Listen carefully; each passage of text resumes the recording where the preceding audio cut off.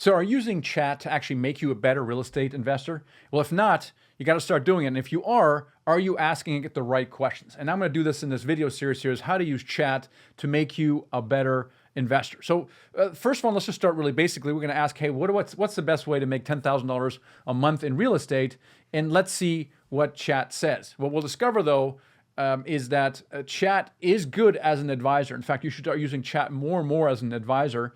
But if you don't ask it the right questions in the right way, you're not going to really get good advice. So it's going to be a bit of a series to kind of develop how to best use chat. So what we're going to do right now is we're going to start from scratch, and we're going to ask chat what the best way is to make $10,000 a month in real estate.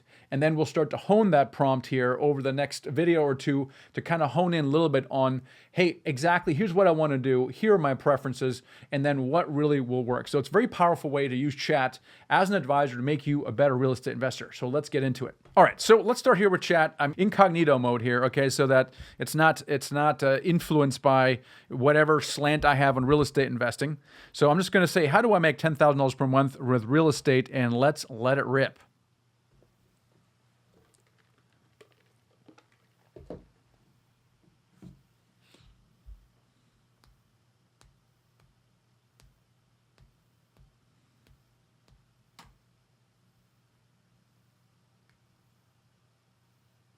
All right, let's see what it comes back with here. So rental properties, okay, that's pretty cool. Single family, multifamily, real estate syndications, passive or active, flipping houses, short-term rentals, commercial real estate, triple net leases, business acquisitions via real estate, self-storage, mobile home parks. Wow. Okay.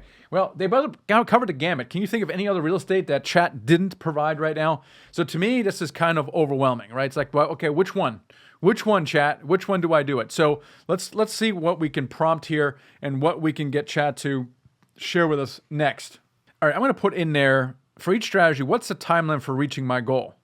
I work 40 hours a week as a software developer. I'm going to put this in there just because in 2004, when I quit my job, I was actually a software developer. So working more like 50 hours a week. But let's go. Let's see what it says for each strategy. What's the timeline for reaching my goal?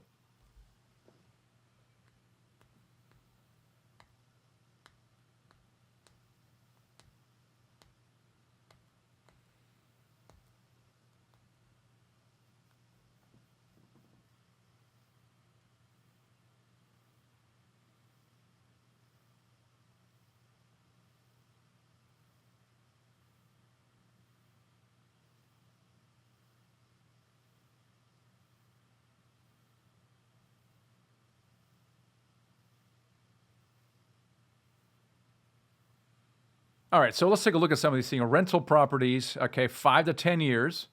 All right, so again, each single might net $305 per month.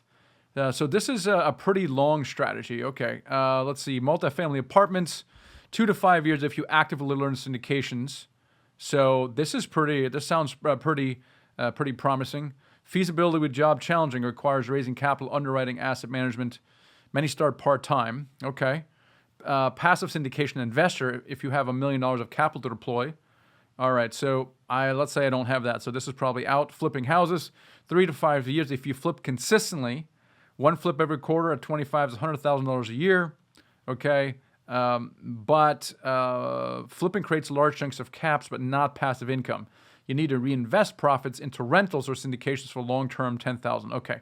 So this seems to be a lot of work as well. Short-term rentals, okay, 1 to 3 years. If you aggressively acquire 4 to 6 units in good markets, each could net about $2,000. So that's pretty cool. Feasibility job, medium difficulty, high management demands, unless you outsource to a co-host or property manager. Commercial, self-storage mobile home parks, 3 to 7 years.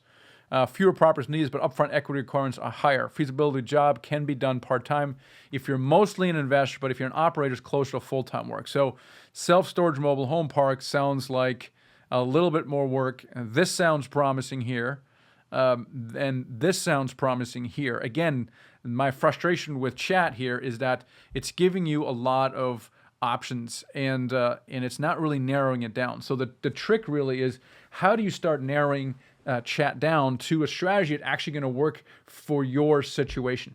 Now, you can go in here and ask some follow-up questions about each strategy, and you should. Again, the problem with chat right now is that it's giving you too many options. So what I want to do is you have to ask better questions. There's a better system for prompting chat so that it gives you meaningful real estate strategies that are right for you. So I'm going to cover that in my next video because I'm going to give you a framework on how you can use chat, not just for real estate, but for anything where using chat as more of an advisor. So I use a system every time I talk to chat because its output is so much stronger and more specific. So watch that video next.